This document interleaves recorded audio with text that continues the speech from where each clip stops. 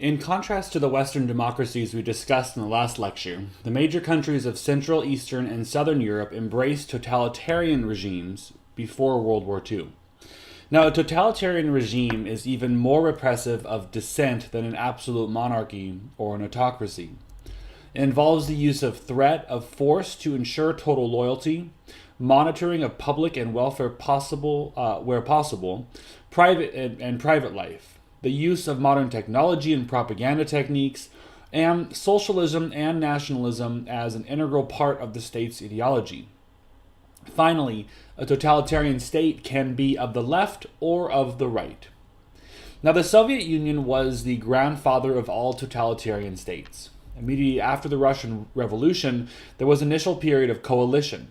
The disastrous Treaty of Brest-Litovsk, though, broke the coalition. The Left Social Revolutionary Party denounced the treaty and departed the Council of People's Commissars. Extreme members launched a series of assassination attempts in the hope of reigniting the war. The Bolsheviks responded with the Red Terror, eliminating political opponents, and the new Russia was well on its way to becoming a one-party state. In July of 1918, the Congress of Soviets approved the first constitution of the Russian Federated Socialist Republic, or the RSFSR. Lenin and his Bolsheviks became the dominant force in the new government. Lenin's attempts to communize the country quickly with forced collectivization, his war communism, as was mentioned last week, was a complete disaster. The Russian economy, already crippled by war, became totally disrupted.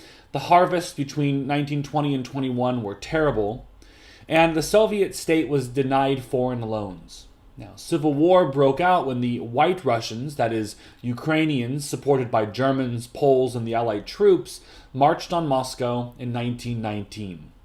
Now, foreign powers, including Britain, the US, and Japan, invaded the Soviet Union. In response, Leon Trotsky organized the Red Army.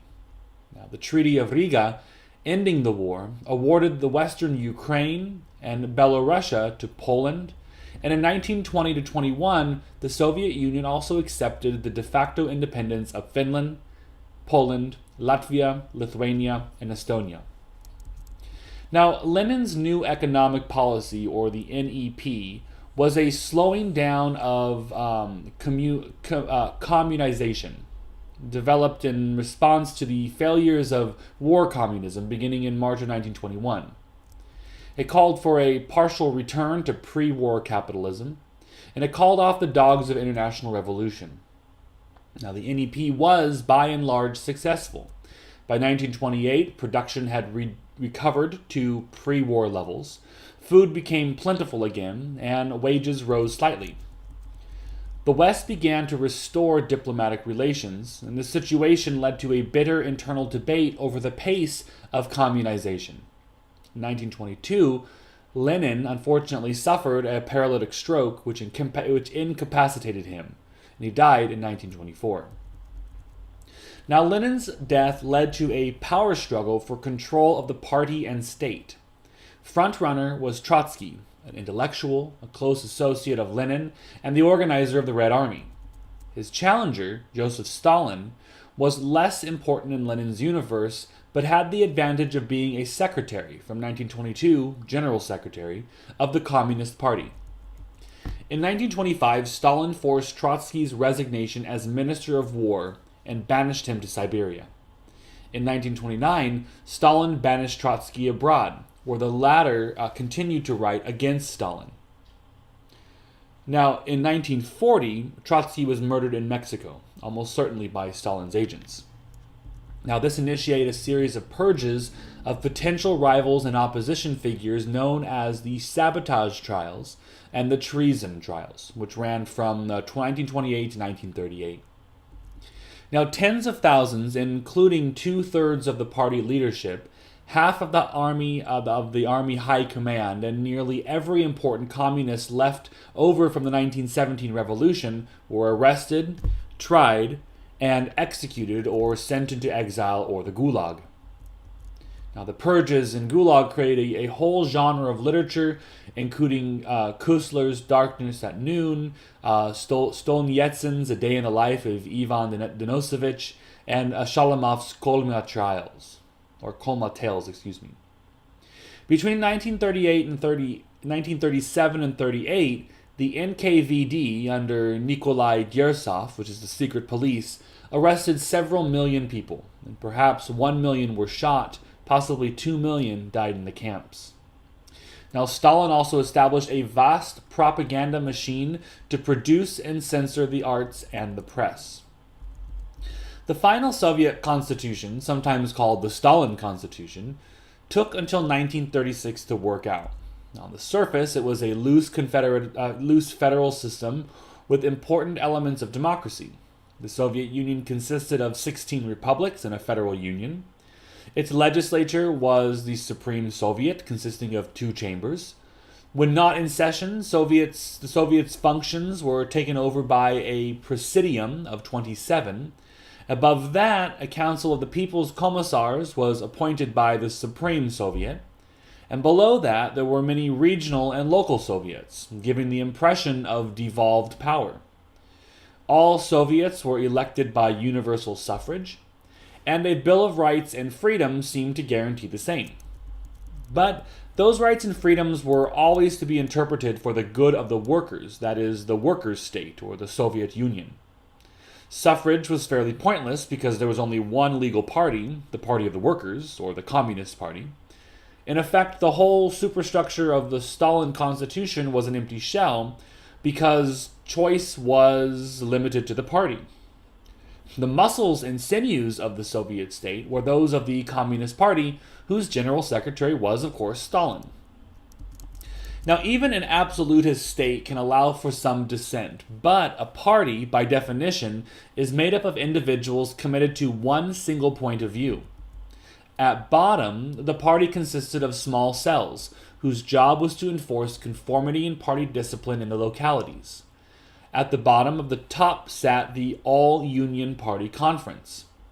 Members of the conference chose the Central Committee, or the party's chief policy-making organ. And the committee, in turn, chose the Politburo, the party's executive and highest constitutional authority. In practice, the Politburo was dominated by the General Secretary, that is, Joseph Stalin. Now, Stalin's domestic policy concentrated on overall economic growth and the enforcement of loyalty. A series of 5-year plans was designed to catapult Russian industry into modern times by pouring national resources into the development of steel, coal, heavy machinery, and railways. Now, at the sacrifice of much else. Now, the forced collectivization of agriculture was much less successful, breeding resentment and a famine in the Ukraine and Kazakhstan between 1932 and 1935, and killed about 5 to 7 million people. The intended social welfare policies of the Soviet state were progressive. They guaranteed full employment, the state provided free medical care, housing, and education, and the state also encouraged gender equality by providing birth control and abortion. By 1937, 35% of the labor force was female. Now, communist liberals and labor activists in the West looked upon all this with envy, but in fact, medical care and housing were provided at rudimentary levels.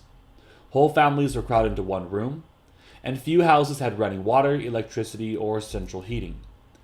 In the mid-1930s, advances in gender equality were rolled back, and abortion and homosexuality were criminalized.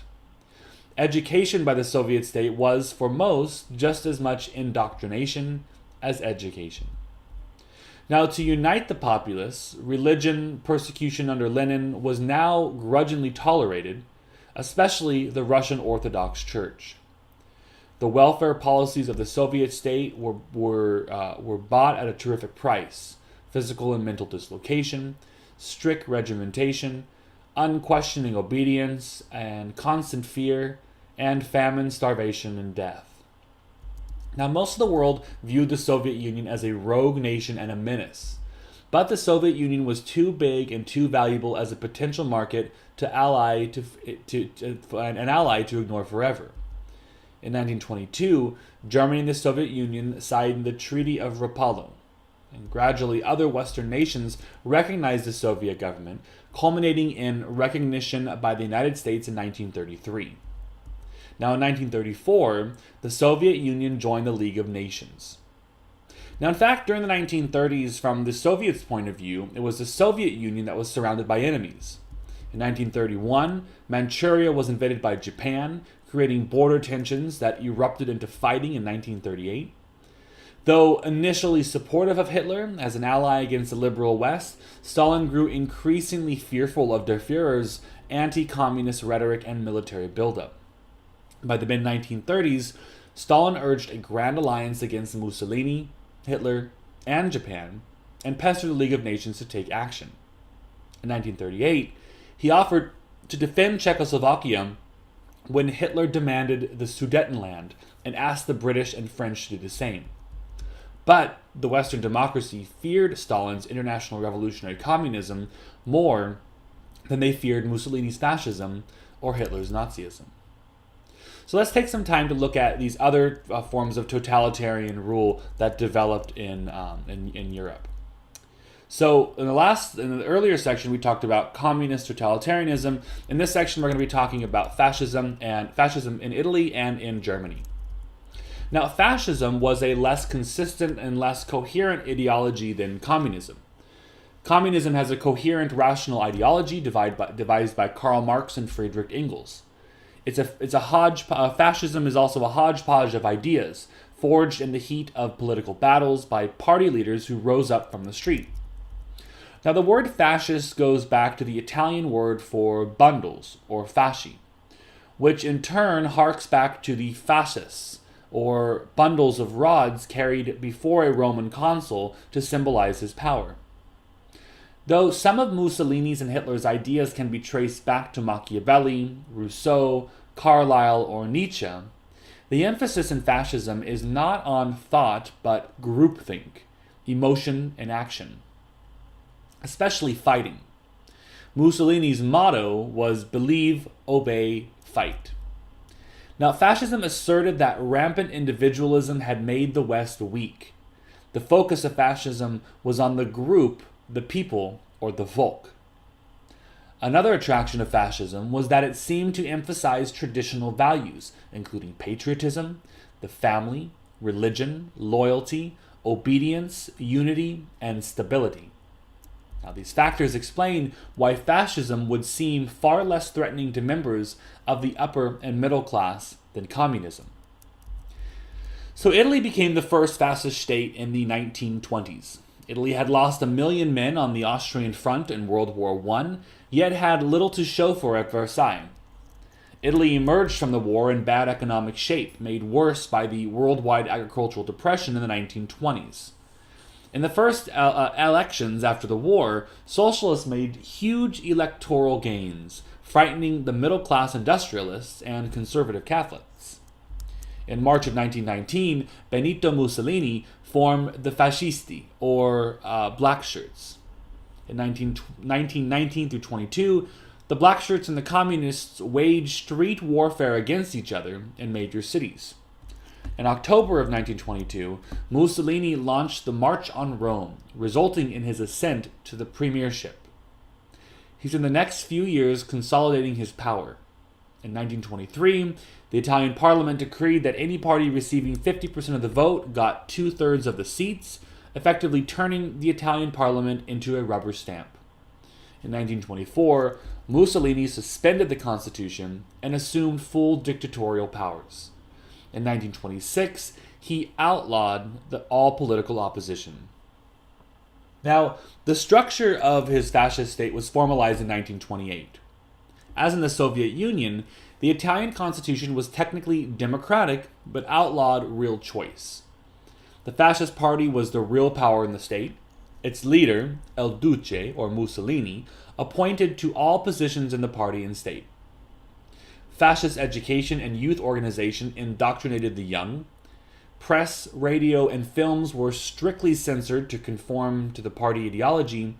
And in 1929, the Vatican signed the Fourth Lateral Treaty. The treaty created the political state of Vatican City, guaranteeing full sovereignty for the Pope. Roman Catholicism was recognized as the official religion of Italy. In return, Mussolini received the support of the Church. Now, one reason for Mussolini's success in the 1920s is that he could claim an improved economy. The party strictly controlled different sectors of the economy, but capitalism was preserved. In 1934, industry was organized into 22 guilds under a national council of corporations, and the council prohibited construction of a few factories or expansion of old ones without government consent. The state reorganized the iron and steel industries and launched public works projects and a massive rearmament. Unions and the right to strike were abolished. Mussolini reduced government expenditure while raising taxes, but the depression of the 1930s hit Italy hard, and Mussolini's response was largely ineffective. Now, to get the Italian people to forget their economic troubles, El Duce launched an aggressive foreign policy meant to revive the glories of Rome. Like Stalin, he was at first concerned about the revival of German power under Hitler, but Hitler supported Italy's 1935 invasion of Ethiopia, while the British and French opposed it. In 1936, Mussolini joined Hitler in sending troops to assist Francisco Franco in the Spanish Civil War. Also in 1936, he signed an alliance with Hitler to form the Rome-Berlin Axis. Subsequently, Italy withdrew from the League of Nations and banned Jews from civil and military employment. In 1938, Mussolini backed Hitler's negotiations for the Sudetenland in Czechoslovakia. In 1939, while Hitler dismembered Czechoslovakia, Mussolini invaded Albania. So, Adolf Hitler closely studied Mussolini's rise to power.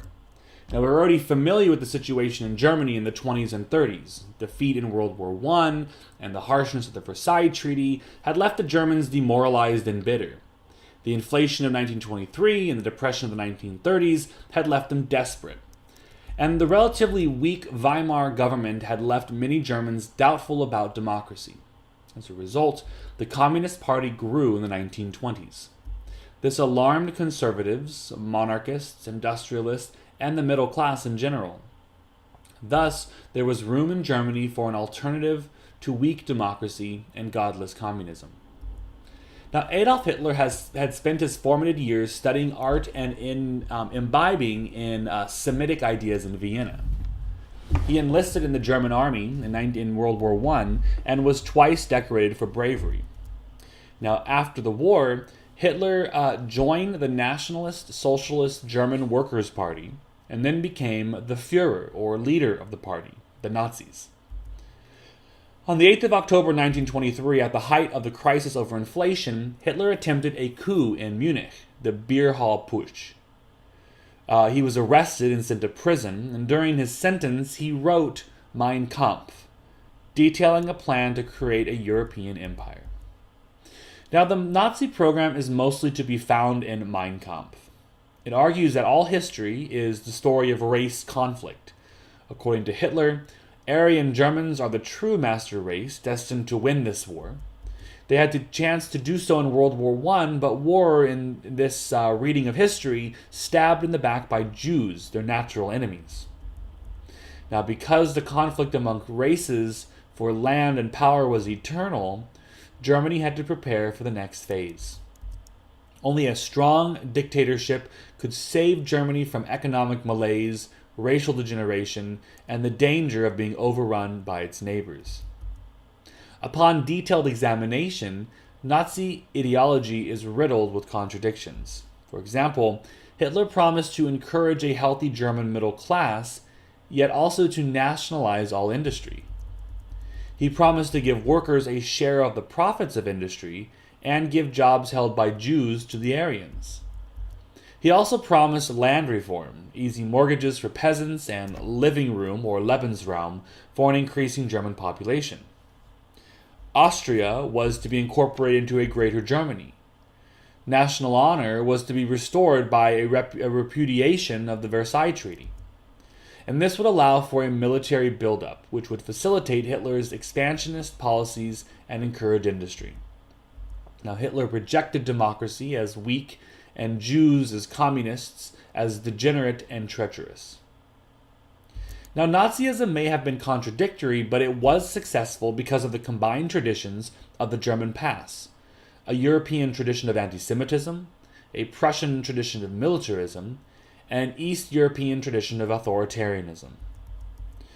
The German present was characterized by the humiliation of Versailles, economic disaster, and a lack of confidence in the Weimar regime. Now add to these factors Hitler's political savvy, and he easily resumed control of the party on his release in 1926 and persuaded business leaders and the right-wing press to back him. Even so, in 1927, there were only 40,000 Nazis in Germany. Now, Hitler's rise to power was made possible by the Great Depression. From 1929 to 33, millions of unemployed Germans barely existed on meager government welfare payments. This increased the popularity of extreme parties of the right and left, and by the elections of 1932, the Nazis had 38% of the vote, making them the largest single-party bloc in Germany. On the 30th of January 1933, President Paul von Hindenburg asked Hitler to become chancellor and form a government. Hitler called an election in March of 1933 as a plebiscite on the new regime. He used the interval and the excuse of a mysterious fire at the Reichstag to suppress other parties and civil liberties. In response to the fire, President von Hindenburg and Chancellor Hitler suspended civil liberties under a constitutional provision: free expression of opinion, freedom of the press, the right of assembly and association, the right of privacy, protection against unlawful search and seizure, and individual property rights were all swept away. A supplemental decree made the stormtroopers, or the SA, and the Special Security Forces, the SS, federal police agencies. On Election Day, Nazi stormtroopers engaged in physical intimidation and ballot box stuffing. Still, Nazi candidates garnered only 44% of the vote. On the 30th of June 1944, the night of the Long Knives, political opponents were arrested or killed. The Reichstag outlawed all other political parties and gave Hitler full dictatorial powers for 4 years. When von Hindenburg died in August of 1934, Hitler proclaimed himself Führer and Imperial Chancellor, or Reichskanzler, of the new regime, the Third Reich. Thereafter, like the Soviet Union and Italy, Germany was a democracy in name only. The Führer made laws and issued orders. The Reichstag met occasionally to approve the Führer's plans. Occasional plebiscites, overseen by stormtroopers, were held to secure wider approval for Nazi policies. To foster popular approval, Joseph Goebbels presided over a vast propaganda machine. The press, books, films, art, and music were all strictly censored. Führer worship was organized in mass rallies, mostly famously at Nuremberg. Children were indoctrinated by mandatory enrollment from the age of 10 in the Hitler Youth and the League of German Girls. The economy was planned by the state. Labor unions were replaced by the National Labor Front, an army of the party. Protestant and Catholic churches mostly cooperated, their activities coordinated by the government. As in Stalin's Russia and Mussolini's Italy, these measures seemed to work. Unemployment fell from 6 to 2 million in 1935. Now, for those Democrats, academics, or clergy who would not conform, they could join Jews, gypsies, homosexuals, communists, Jehovah's Witnesses, professional criminals, and prostitutes in concentration camps. The law was reformed to place the rights of the state over those of the individual. The Gestapo was established under Hermann Goering to ferret out enemies of the state. Individuals from undesirable groups were sent to concentration camps, first established in 1933 as a deterrent, and originally the camps were detention camps. Then they became work camps, and finally, after 1941, death camps.